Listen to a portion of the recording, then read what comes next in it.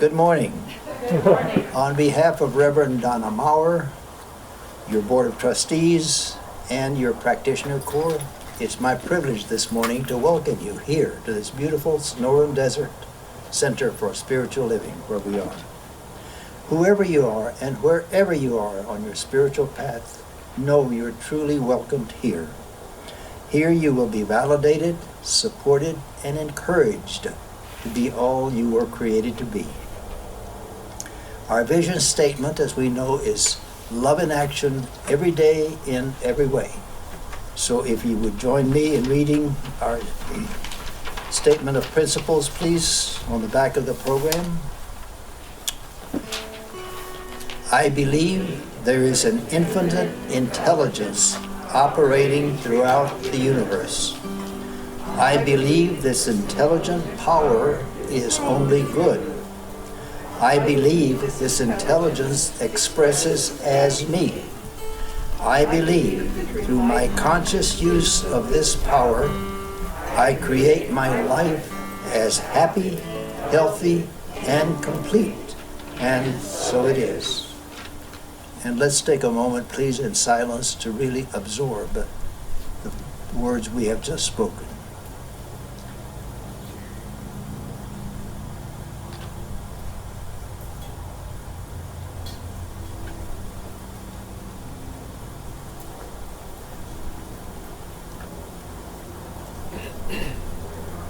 Thank you.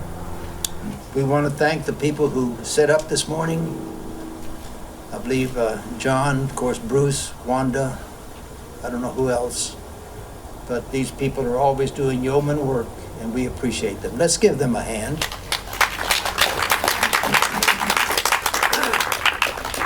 Thank you so much.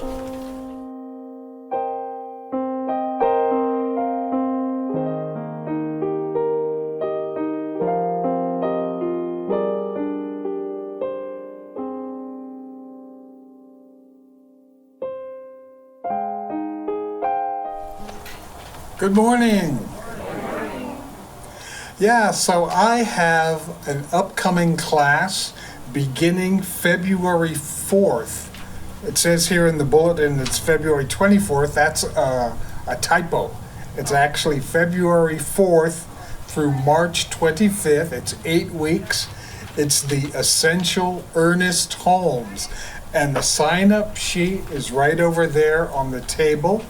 And probably the best way to register for it besides signing up is to go to our church website to the events page, and there you can enter your information, and I will get the email. I'll get your email saying that you are interested in signing up. So I'm very excited about this class. You can take it for certification if you wish, but you don't have to. But I am really looking forward to it. It's going to be in about 2.5 weeks now.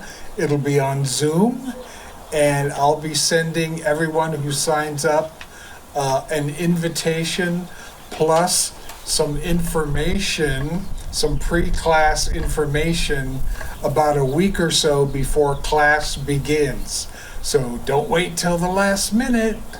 Thank you very much.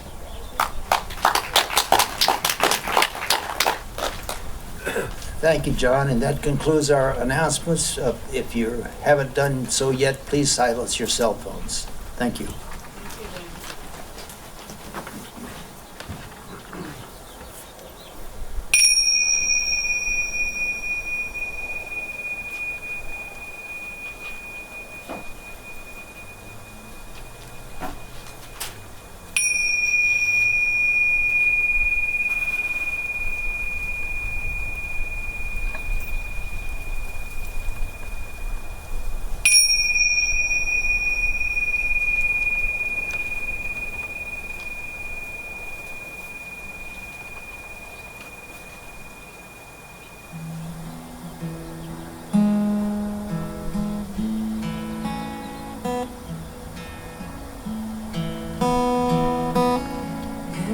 stillness of this moment, there is peace.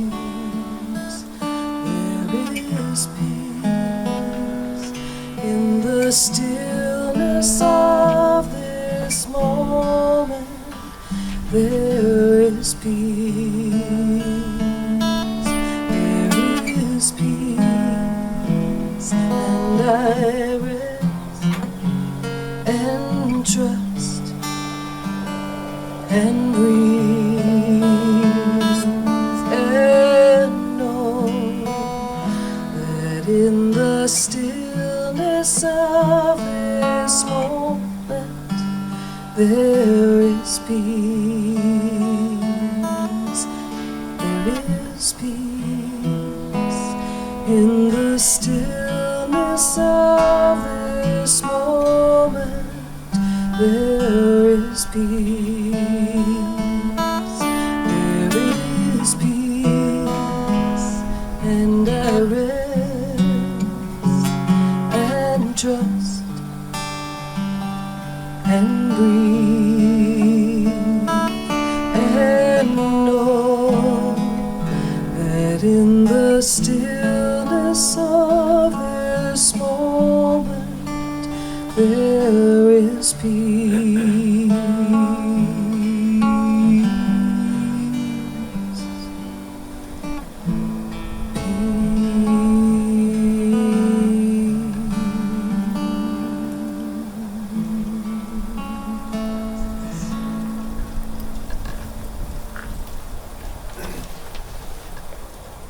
Good morning. It's wonderful to be here in spite of all the roadblocks. My name is Karen King, and I'm a practitioner here. I'm proud to be a practitioner at this church, which has adapted so well to all the changes that have been going on. But these days, I awaken and I say, okay, Spirit, show me the good stuff. Show me the great awakening, the new consciousness that is going to happen. I'm ready now. Although you may not be biblical scholars, most of you are familiar with these words read at so many ceremonies, such as weddings and funerals. And I always pull these words out at this particular time when there seems to be a lot of chaos outside of our own personalities. These words were written by Paul the Apostle when he was totally frustrated with the division within the leadership of his church. If you find yourself frustrated with all the divisiveness that goes on in your family, your home, your country, or your world, may these words bless and comfort you. Isn't it time to toss your judgments into this recycle bin?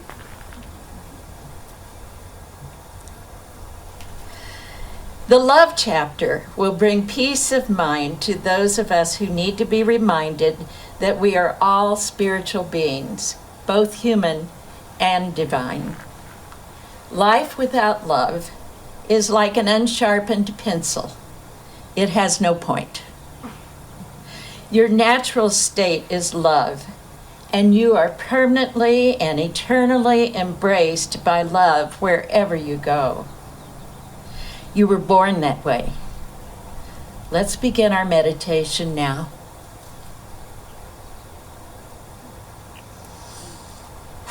Take a deep breath.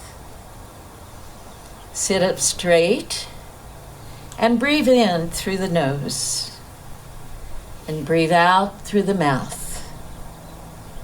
Continue your breathing, allowing your breath to become slower and deeper in the body cavity, all the way to the base of the spine. Imagine the breath to be a ball of energy moving up the spinal column, releasing tension in muscle, bone, nerves, and tissues on its path to the top of your head, the crown center. From the crown center, the energy center, release the breath and let the energy of the breath shower around your body, coating your body like cotton candy on its paper stem. And now, let's just take a few breaths on our own, deep breaths. In, 2, 3, 4. 4.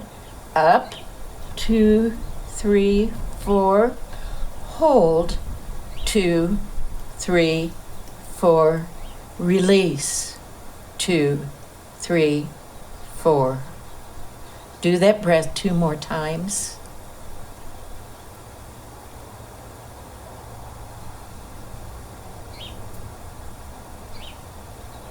And allow your breathing to return to normal. If I speak in the tongues of men and of angels, but do not have love, I'm only a resounding gong or a clanging cymbal. And if I have the gift of prophecy and can fathom all mysteries and all knowledge, and if I have a faith that can move mountains, but do not have love, I am nothing. If I give all I possess to the poor, and give over my body to hardship that I may boast, but do not have love, I gain nothing. Love is patient. Love is kind. It does not envy. It does not boast. It is not proud. It is not rude. It is not self-seeking. It is not easily angered, and it keeps no record of wrongs. Love does not delight in evil, but rejoices with the truth. It always protects, always trusts, always hopes, always preserves. Love never fails, but where there are prophecies, they will cease. And where there are tongues, they will be stilled. And where there is knowledge, it will pass away. For we know in part and we prophesy in part. But when completeness comes, what is in part disappears. When I was a child, I talked like a child. I thought like a child. And I reasoned like a child. And when I became a man, I put the ways of childhood behind me. For now we see only a reflection as in a mirror. Then we shall see face to face. Now I know in part. Then I shall know fully, even as I am fully known. And now these 3 remain: faith, hope, and love. But the greatest is love. Love is the cream that rises to the top. It's the spark that ignites inclusivity. A man who claims to channel Jesus, John Smallman, states in his post, "The human collective has chosen to awaken from its dream. The experience of separation is long past its best before consumption date. And you have chosen collectively to cease engaging with it. It only exists because you maintain it by engaging with it. When you cease doing so, as more and more of you are now choosing to do, it will disintegrate back into the nothingness from which you imagined it into your being." Dear ones, I ask you to carry the truth of these ancient writings with you as you live your abundant life. Allow yourself to be the innovator, the creator. It never hurts to ask Spirit for a sign along the way. And from a state of love and gratitude, be one with your destiny from your new life. Namaste.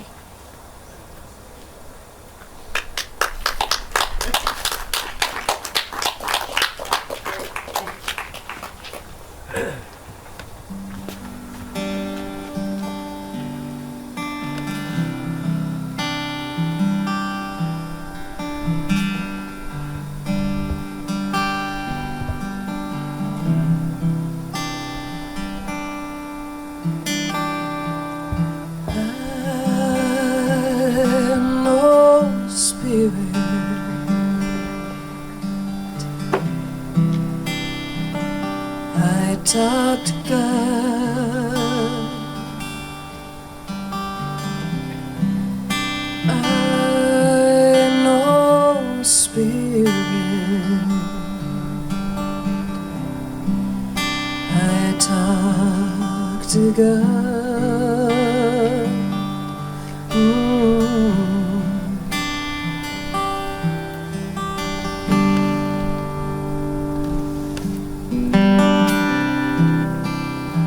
Faith, hope, and love are some good things it gave us.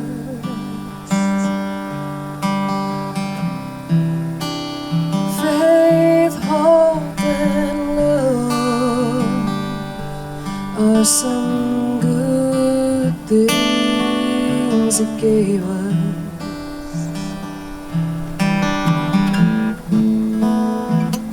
But the greatest of these, the greatest of these, the greatest of these, oh, the greatest of these is love.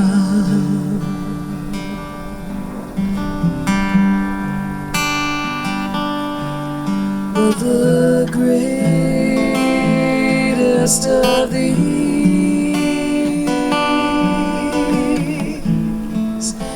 the greatest of these, oh, the greatest of these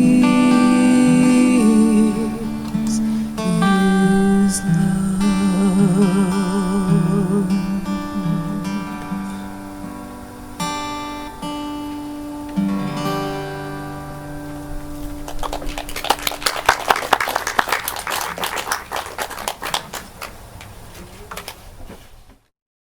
Good morning.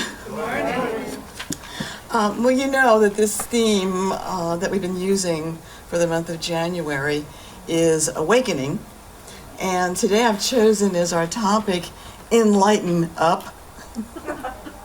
Because, you know, when we're stressed or we're being overly dramatic, somebody's going to come to us and say, hey, Donna, lighten up, lighten up. You know? And that just means that they're saying, take a breath, shift perspective, get a grip on it, and go about your day from a different perspective. So we lighten up physically and mentally to put ourselves in a better state of being. But to enlighten up, I really think has some of the same elements. We consciously shift our perspective, not because it's an outer change, not through an outer change, but we turn within to find that deeper place. In The Art of Being, Dr. Dennis Merritt Jones says, what is enlightenment really? It is living in a state of conscious awareness that God is all there is. The fact is, every day can be a new day of enlightenment for us when we remember to remember this truth. You and I can never be closer to Spirit than we are in this holy instant. We can only be more aware that we are already 100% pure Spirit. When we do this consciously, we call it enlightenment. So it seems to me then that the difference between lighten up and enlighten up is one of attention. Those who are not on a spiritual path will lighten up by something that brings them pleasure. You know, perhaps a comedy, a series, turn on a comedy or watch a movie, or maybe have a glass of wine. You know, there are ways that you can do that. But those on the spiritual path will enlighten up by turning to their spiritual practices and turning to the truth of their being, the truth that God is all there is. We all need to find passion in the things that we do and the dreams that we hold and the desires of our heart. And there's nothing wrong with that.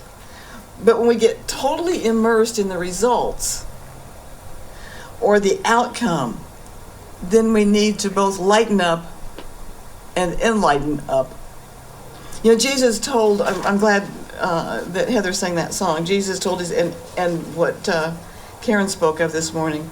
Because Jesus told his disciples, "Peace I leave with you, my peace I give unto you. Not as the world giveth, give I unto you. Let not your heart be troubled, neither let it be afraid." And St. Paul called this the peace that passes all understanding. So when we can move into that place where we know beyond words that God is all there is, and that I am one with his power, presence, and peace, then the affairs of the world move into their appropriate place naturally and easily. So Ralph Waldo Emerson said, "Let us take our bloated nothingness out of the path of divine circuits. Let us unlearn," I love this, "let us unlearn our wisdom of the world." So the wisdom of the world says, if it is to be, it's up to me. The wisdom of the enlightened heart says, God can do all things through me.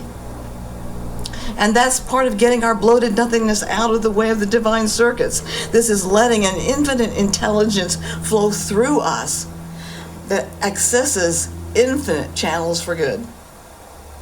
Knowing and trusting we are sourced from that infinite well of good automatically brings that good into our lives.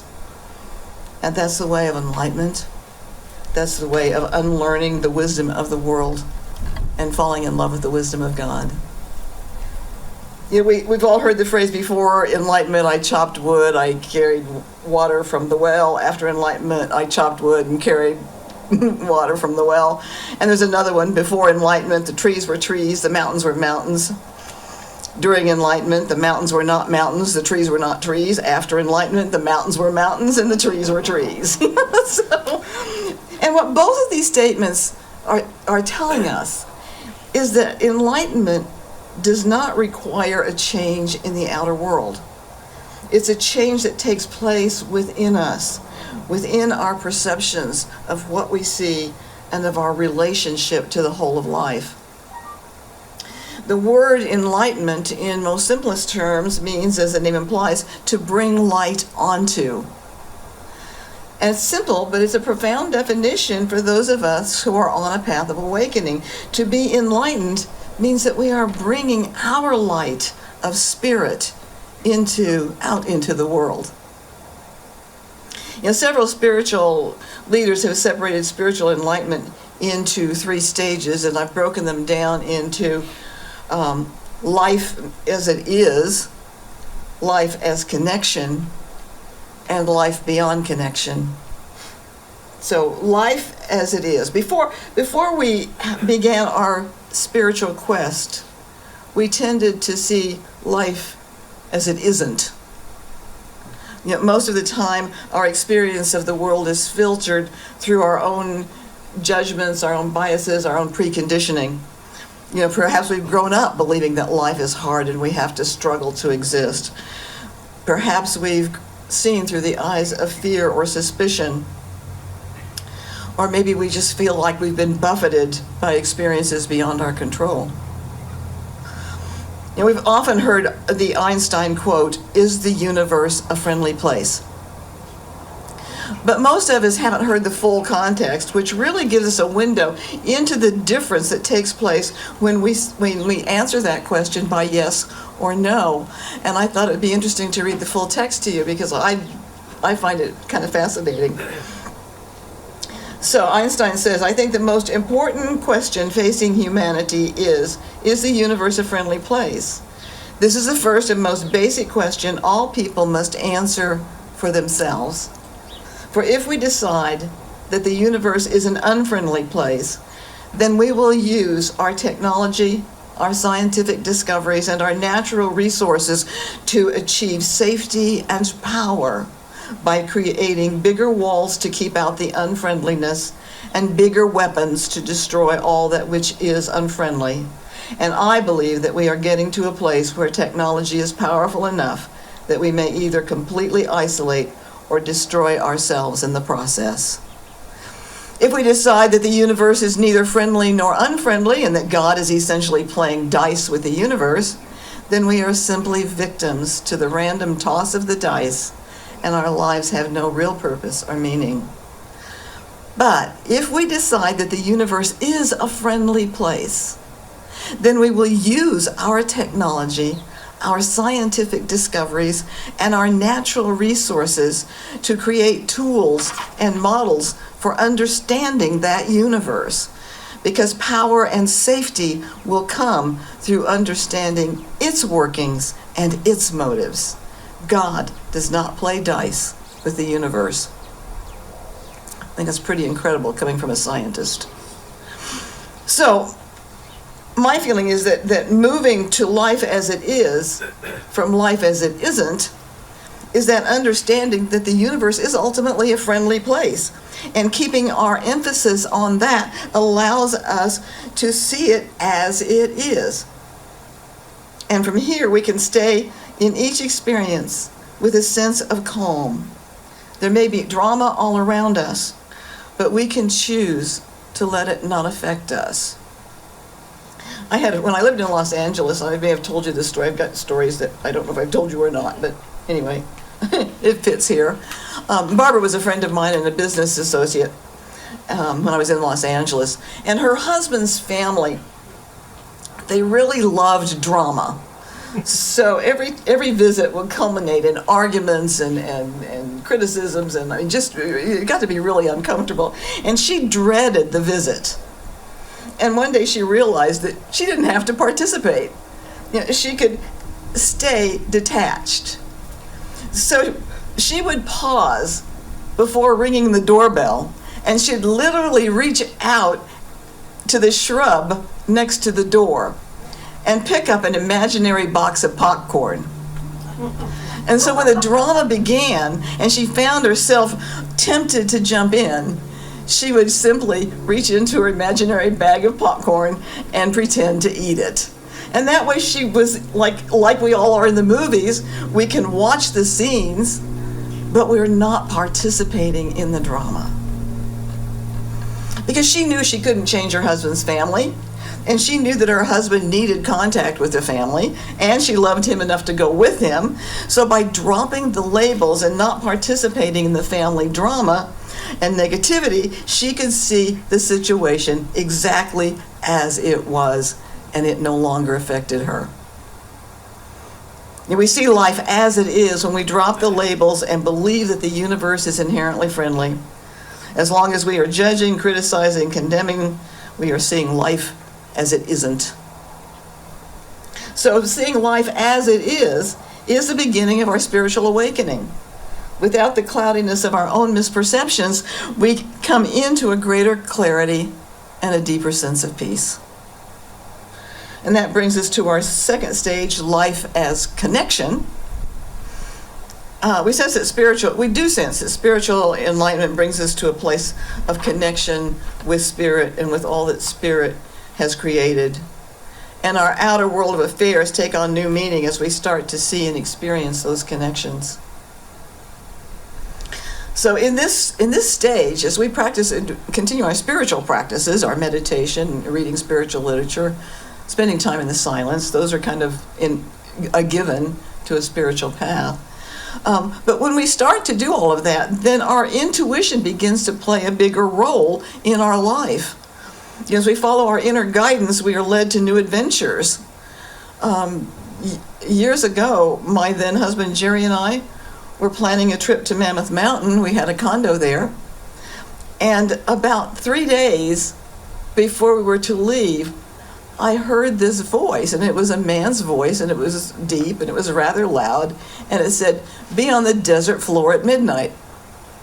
And it said it 3 times. So I told Jerry, and he was kind of an adventurous person, so he said, fine, let's do it.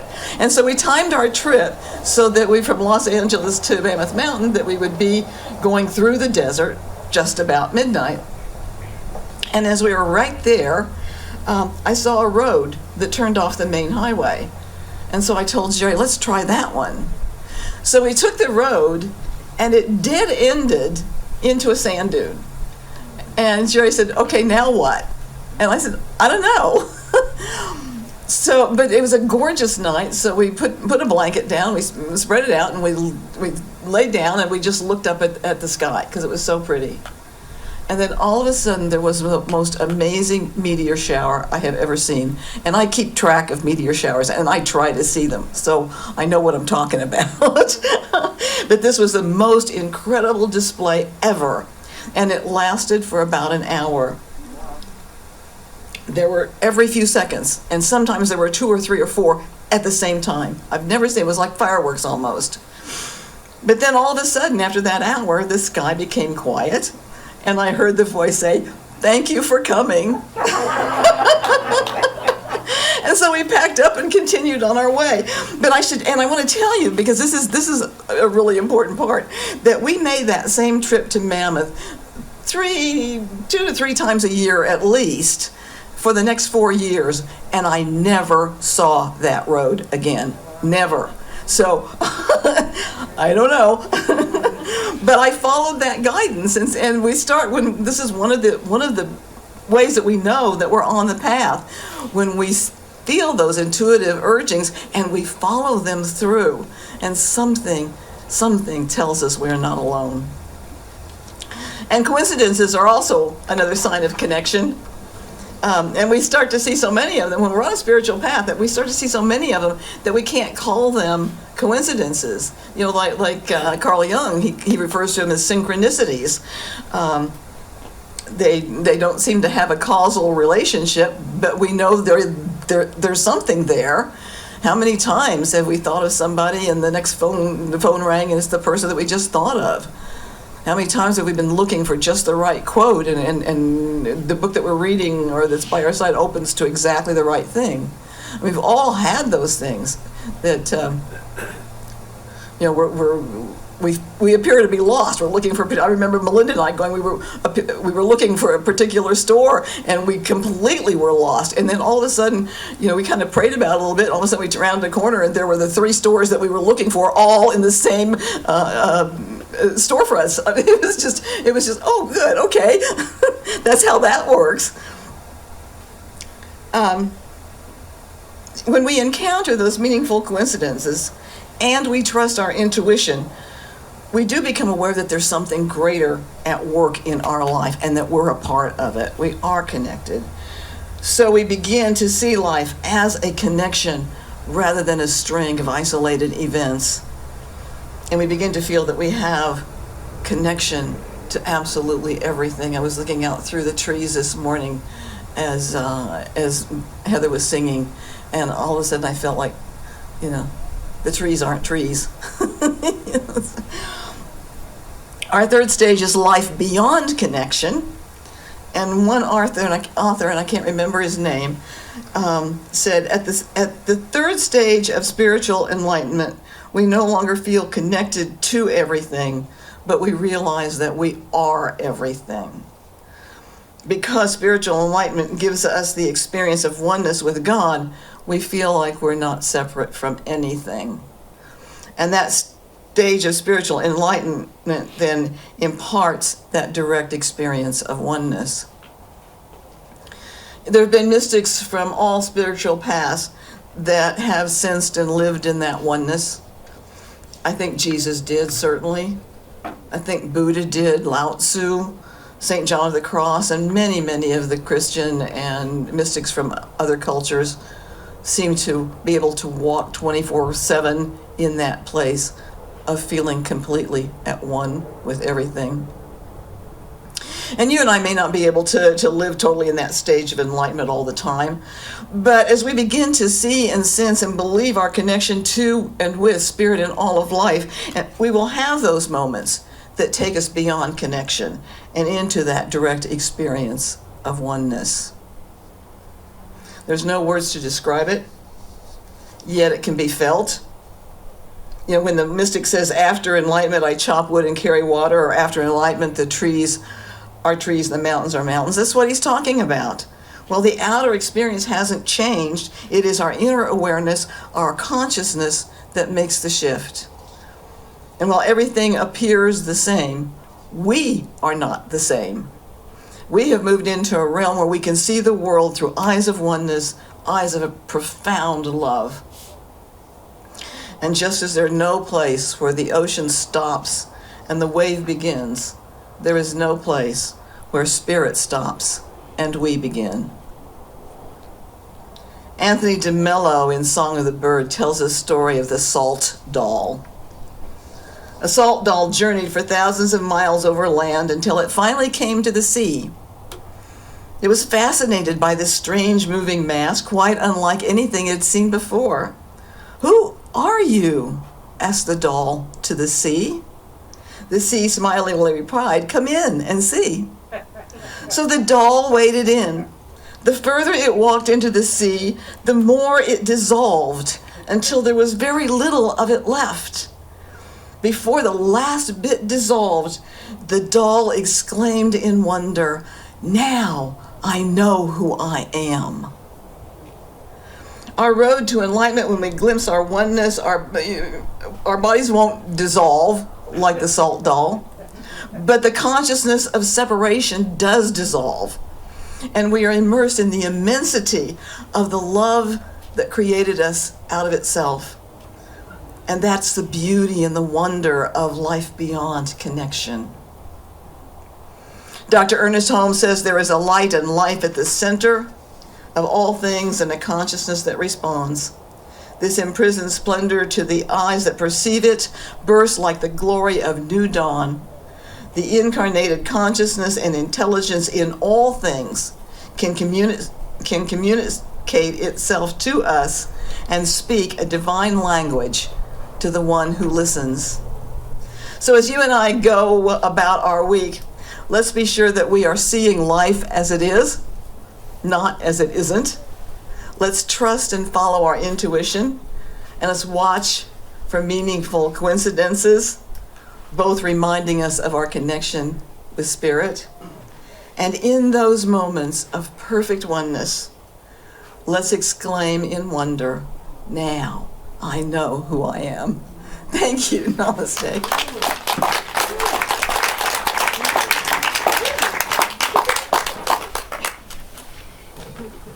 So, this is a song that I wrote during the pandemic, quite a while ago now. A couple days before my birthday, actually, back in May.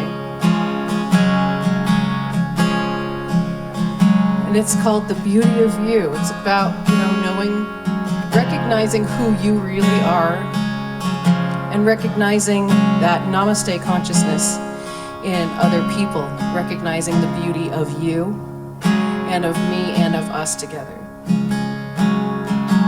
I see the beauty of you. I feel the joy of you. I know the grace of you. You are magnificent.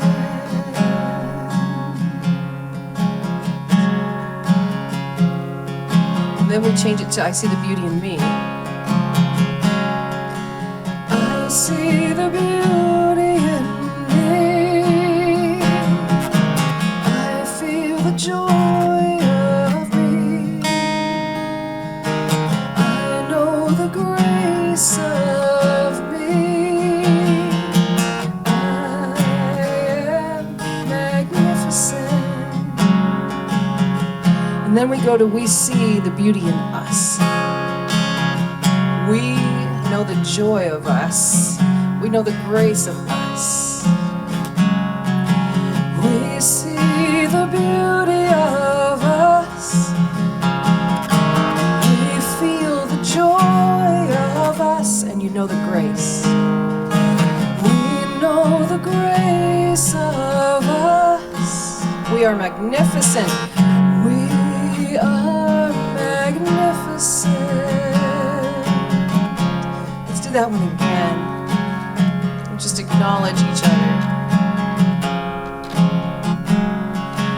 We see the beauty of us. And we feel the joy. We feel the joy of us. We know the grace. We know the grace of us. said, we are magnificent. We are magnificent. We are magnificent. You are magnificent. And I am magnificent. Let's end it with you. You are magnificent.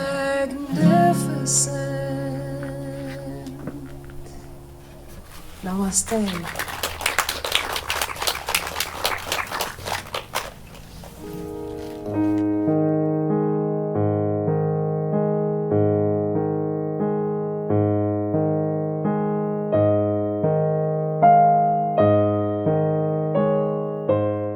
Join me.